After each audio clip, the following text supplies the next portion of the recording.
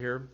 We're looking at page 272, and we're in chapter 6, and the title of the chapter is Rationals, Patterns in Multiplication Division. Does anyone remember what we looked at last chapter? It's very similar to what we're doing this chapter, except there are two different operations. Yep, Nick? Didn't we do like adding and subtracting? Yeah, it'd be the same title. It's Rationals, Patterns in Addition and Subtraction. So this chapter we're doing multiplication division. And I need a reminder of what a rational number is. Can somebody tell me or explain to me what a rational number is? Rational.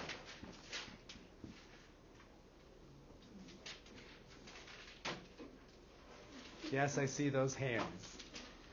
I see the enthusiasm. Has it been that long of a break? Yes. All right, how about this? I'll give you a little bit of a hint and then see if you can finish my thought. A rational number is any number that can be expressed in the form a over b, where both are integers but b doesn't equal 0. Okay, good. That's exactly it. Yeah. All she's trying to say with that is a rational number is any number out there. So any number that can be expressed as a fraction. So can someone give me a rational number?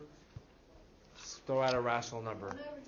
1 over 2, so 1/2. Is that rational? Well, can it be expressed as a fraction of two integers? Yep. Is the denominator 0? Nope.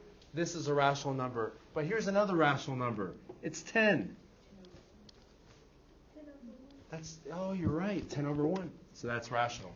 What about -7? Oh, negatives. No. -7 over 1. So all of these numbers are rational numbers, but there are other types that we're not super comfortable with, but are also part of it. Is that a rational number? That's impossible. That's not a fraction. Okay, two ways you can express it. You can say 75 hundredths, which you would write 75 over 100, or as some of you have already told me, 3/4. So this number is rational because it can be expressed as a fraction of integers. Notice the denominators are never going to be 0. 0 can never be 0. Is 1 a rational number? Really? 1? Oh yeah, 1 over 1. This is a little bit of review, but we're going to use this today. 1 over 1. Is there another version of 1 over 1? Cole? Oh, wait, 3 over 3. That's not 1 over 1, is it? Is 3 over 3 1 over 1? Same value. It's 1. Yep. All of those are rational numbers. Good. So we're talking about rational numbers, which are going to be decimals and fractions, and we're going to multiply and divide them. So turn the page 274, and let's get started here. And this is where we're going to have some patience because the board is different from the smart board. So we're looking at 6-1. Writing. I like the responses. Fractions as decimals.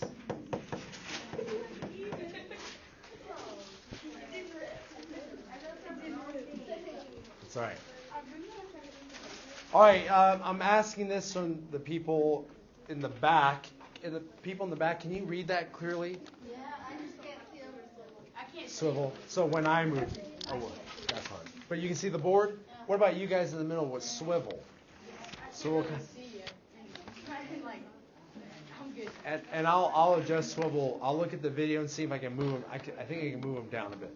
Okay, writing fractions as decimals. Basically, what we're doing is this: we're taking it from one rational form to another rational form. Very easy, I hope, for the most part. Let's look at a number here. 3/5.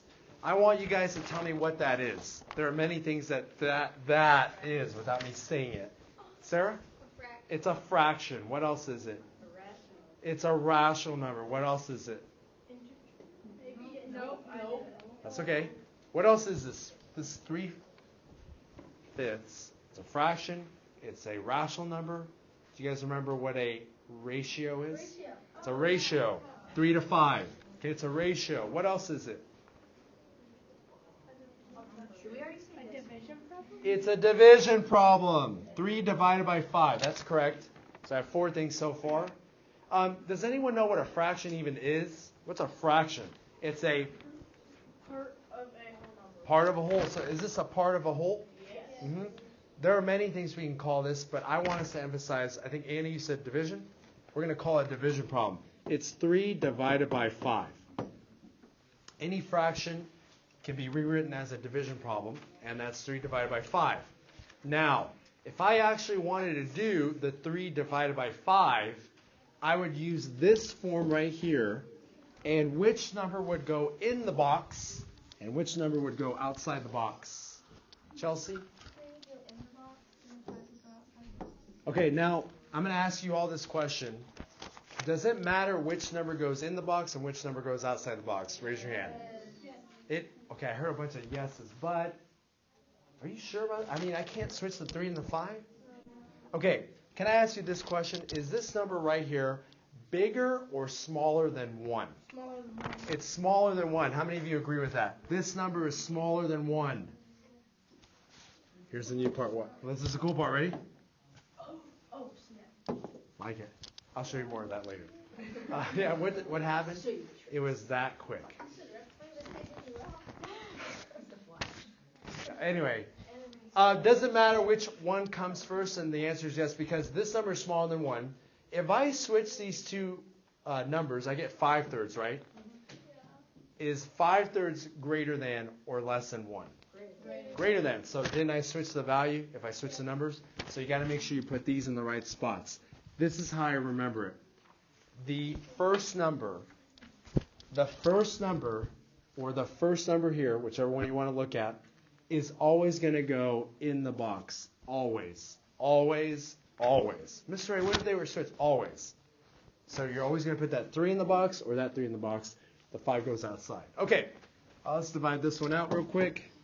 Don't forget, if you can't divide it by 3, if you can't do 3 divided by 5, you can add a decimal place value. 5 goes into 30 6 times, but what's my actual answer? It is not 6. Good. It is 0.6, which we call 6/10. And you can write it 0.6 or you can write it 0.6. Either one is correct. So let me ask you this here. What decimal number is equivalent? So I'm throwing this word out there, see if you guys can figure it out. What decimal number is equivalent to 3/5? What decimal number is equivalent to 3/5? So what's equivalent to that? 0.6 or 6/10. Can somebody give me what equivalent means? Yeah, and another way to think of it is that they are of equal value. Okay, they're equal value. Some people think equal means same, and you could use it that way, but it doesn't. It's not always used in that form. So they have the same value. Are these exactly the same number? Are they exactly the same number? No, this one's a fraction, that's a decimal, but do they have the same value? Yes. Okay, good. That's what I'm trying to get at. All right. Example number 1. We can also do mixed numbers or rewrite mixed numbers into decimals. All right. Does anyone remember what a mixed number even is? It's a mixture of what? 2 parts. Davis. It's a fraction and a whole number. All right, the whole number part is 2, and the fractional part is 3/4. And does anyone know what operation is going on there? There's an operation between 2 and 3/4. 2 and 3/4. 2 and 3/4. Davis, again? They're being added. These two are being added. You guys agree with that? So 2 and 3/4 literally means 2 plus 3/4. All right. I want to convert this mixed number into a decimal number. I already know that's going to be 2 point something. 2 point blah. Does anyone know what 3/4 is? What's 3/4 as a decimal number? Okay, so 3/4 would be 0.75. So this number, 2.75, is equivalent to 2 3/4. Does that make sense? There are two ways to work this problem out. Some of you do it like this. You do 4 times 2 plus 3. Does anyone know what that is? 11 fourths. And then you do 11 fourths, and you divide that out. But you can also do it by splitting it up into its 2 parts. Does that kind of make sense? You're like, wait, how'd you get this, Mr. A? And that's actually a nasty looking 11. Let's do this. 11 divided by 4. Okay, 4 goes in 11. 2 times, that's 8, 3, decimal, 0. 4 goes into 30. 7 times, decimal point goes there. That's 28. Sorry I had to go so low. That's a 2. 4 goes into 20. Oh, look at that. Same answer? Okay. I honestly would say this method right here is a little bit tougher than this method because I'm dealing with bigger numbers now with the division. But that's my answer. Okay, and then something different about this board is I have to do that. How many of you are good on that process? Like, I kind of get it, Mr. A. I think I can do it. Good. On page 277, I want you to do number 9. 277, number 9. I want you to convert 1/8 into a decimal number.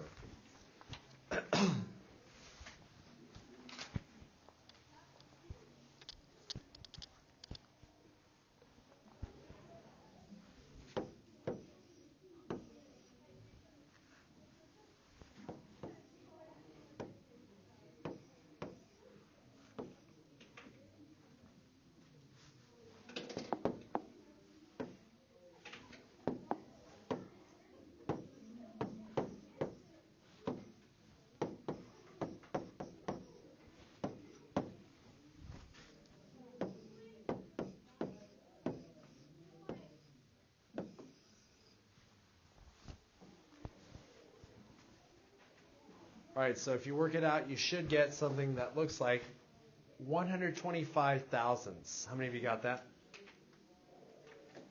And how did I do that? How did I get from 1/8 to 0.125? What did I do? You did 1 divided by 8, and then since it didn't go into 1 evenly, you added a decimal and used zeros. Mm-hmm.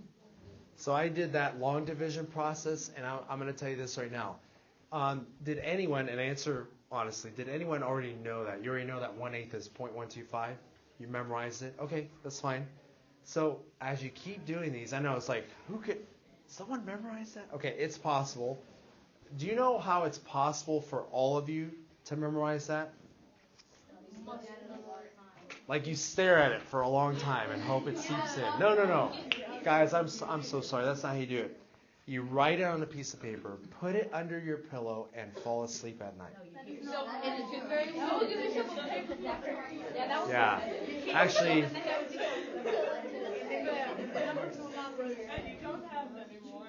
you know how you do it? This is honestly how I did it, and maybe some of you, I don't know, it could be different.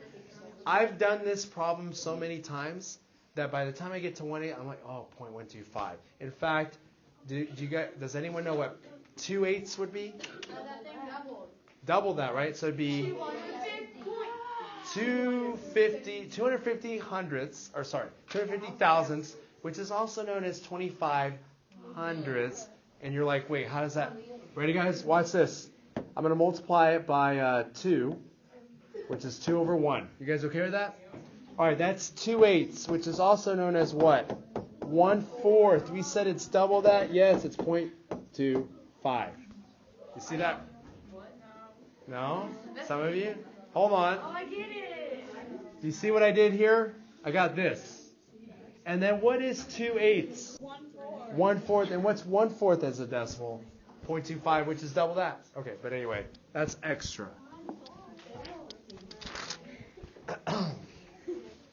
Each one of these examples so far have resulted in what we call terminating decimal answers. Does anyone know what a terminating decimal number would be?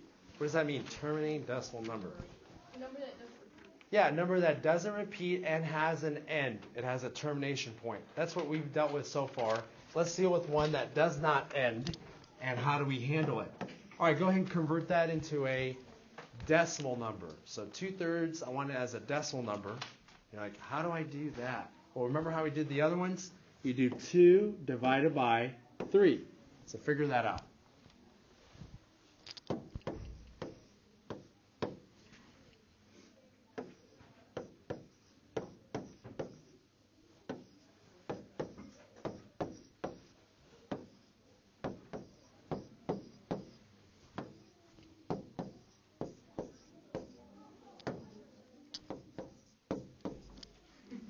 Okay, please make me stop doing this. All right. How many of you got .666 and able to keep going that way? That's repeating. All right, now, the way you write it, you need to be very careful the way you write it. And again, you can put the 0 in front. You don't have to, but .6 with the bar over the 6. That would be your answer. Yes, ma'am?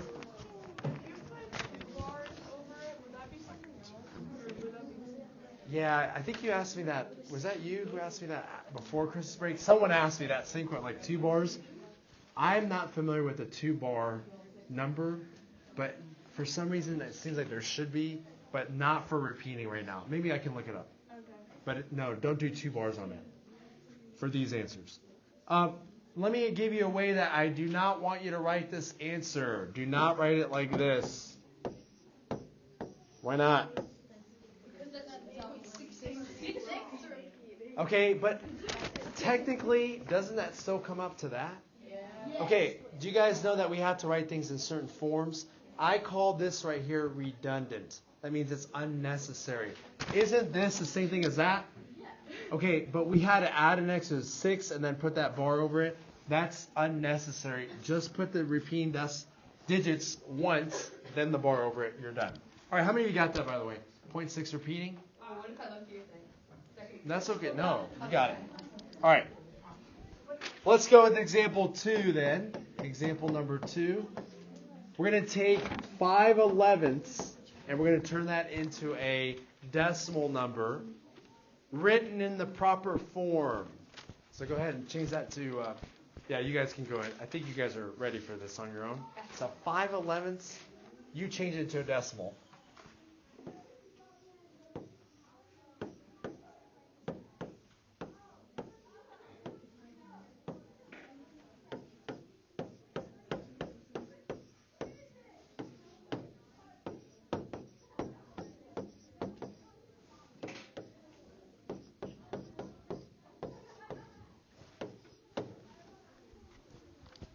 All right, somebody tell me the proper way to write this answer. I don't want a redundant way. Cole? 0.45 with the repeating bar over the 4 and 5. Good. How many of you got that? Okay, do you notice on all these problems we're doing it the same way? Okay, are there some that you've memorized? Yeah, some of you have memorized some harder ones than others, but all of you probably memorized some of them. If you've memorized them, great. But if you haven't, is there a method to get it? Yeah, and you can do it. It's changing it, and I should say this more carefully. It's looking at it as a division problem. You just divide it out. Okay, you guys are doing really well with this. Example number 4. Not only do we change fractions into decimals, we should also be comfortable with comparing numbers. So comparing fractions with fractions or fractions with decimals.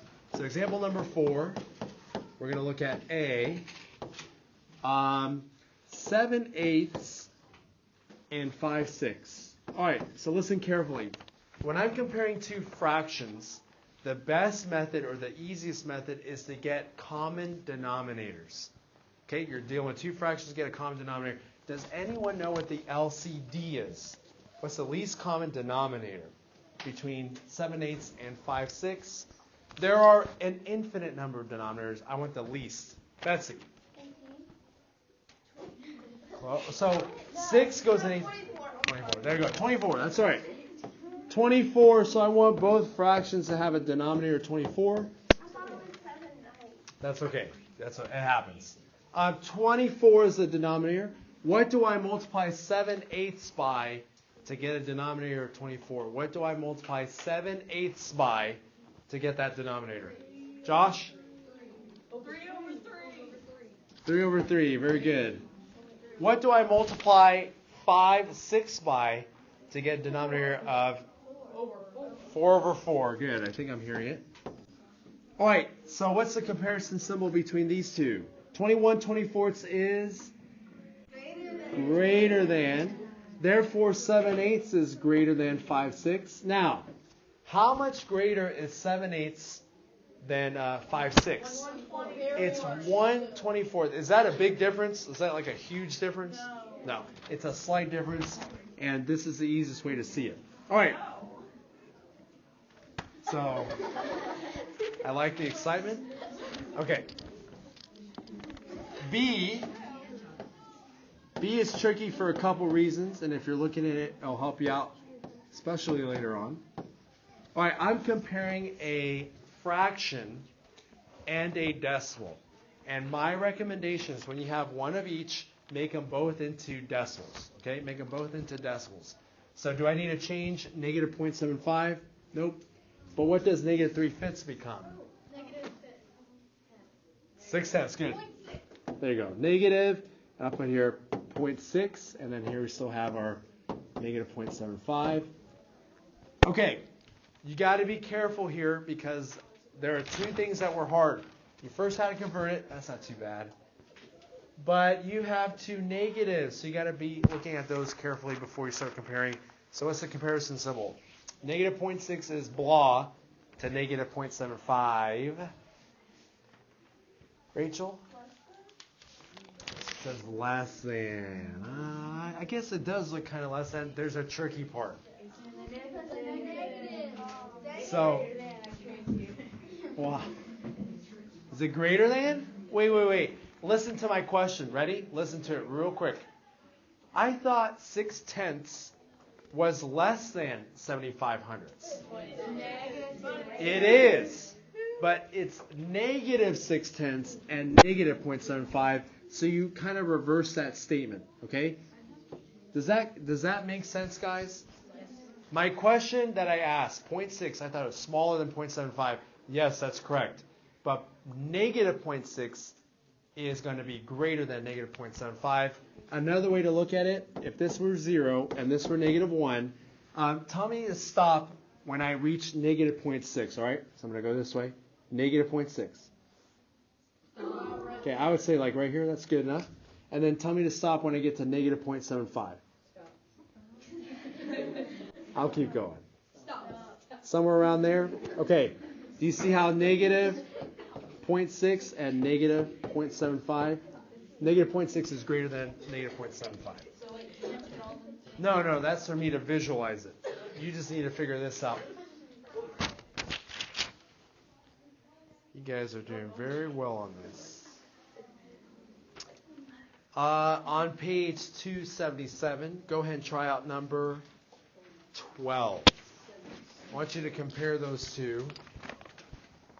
Number 12.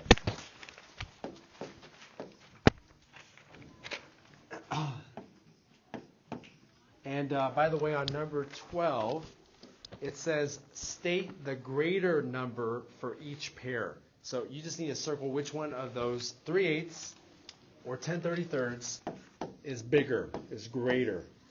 That's all I want for my answer. So you're like, I don't know. Okay, you think getting the least common denominator would be the easiest here? Yeah. It's not that hard. I don't think it's that bad. I think you could do it, but I'm going to make these into decimals, and I'll show you another method you can use. All right, what's 3/8 as a decimal? Does anyone know? 0.375. Okay. You're like, no, I don't think that's it. Fine. All right, 8 goes into 30. It's 24, 6, 0, 7, 56, 4, 5. Equals 0.375. All right, that's one of those. I've done it so many times, I'm starting to memorize these, okay? But on 10/33, I don't know what it is. So how do I figure it out? How? What math do I do? 10 divided by 33. Okay. You're like, oh man, this is hard. 33 doesn't go into 10, but it does go into 100. How many times? 3 times, that's 99. But the remainder is 1, bring down the 0. Does 33 go into 10? Nope, it goes into it 0 times. 33, though, does go into 100. All right, I'm done with this problem. It does not end there. In fact, it repeats. But I'm comparing these two numbers so far, right? And you know what? Check it out. Let's get rid of it. Check it out. Let's get rid of it. Check it out. Okay.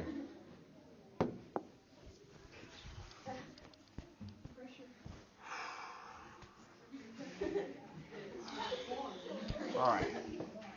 All right. That's a good one. Gotta loosen up. Okay, what am I doing? Oh, I'm teaching. I'm sorry. I'm so sorry. Okay, if I'm looking, see how I told you I forgot how to teach? I got back into basketball mode. I don't know what's going on. All right. If you're comparing these two decimal numbers, listen up.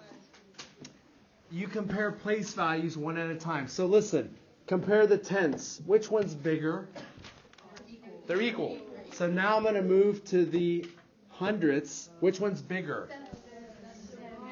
Therefore, not even 3/8 is bigger than 10/33. You could do it. Use either one. Either one.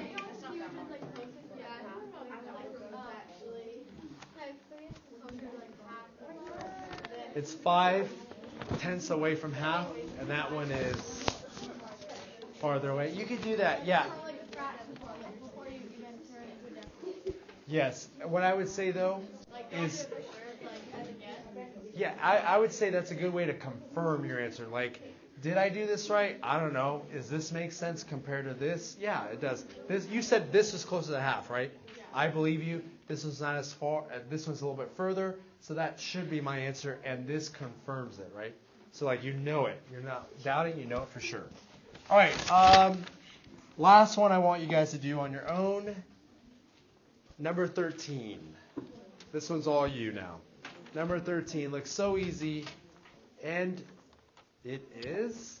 Well, you'll find out. Number 13. Go ahead and do that one. I want you to tell me which one of those is bigger.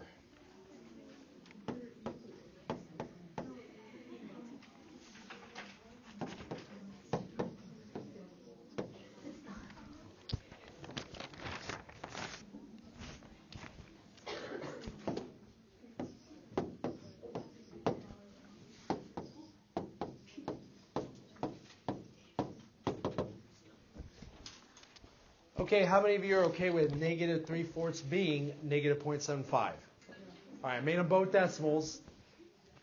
Negative 0.75 repeating, is that really it? Is that negative 0.75 repeating? Okay. Now, I got to be careful here. Which one's bigger? All right, how about this? Negative 0.75 is bigger. Raise your hand. The greater. Okay? How many of you think negative 0.757575 is bigger? Okay. They're the same. No, they're... Okay, listen up. I'll help you out here. Okay, what I do with these negatives, listen carefully. This is what I do with negatives. I find it hard to... I find it hard to compare negatives because, like, I'm thinking, oh, it's like opposite of what I normally think. Okay, how about this? Just ignore the negative signs for now. Can we do that? Ignore the negative signs. Which one would be bigger, 0.75 or 0.7575? This one would have been bigger if they were both positive, but they're both negative, so this one is bigger.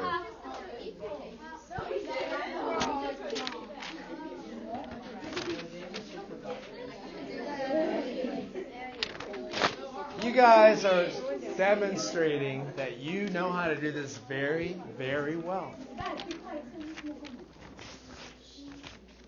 And there's a reason why I let you sit by each other as you wish, because it's very easy to select seating charts based on what I see and observe.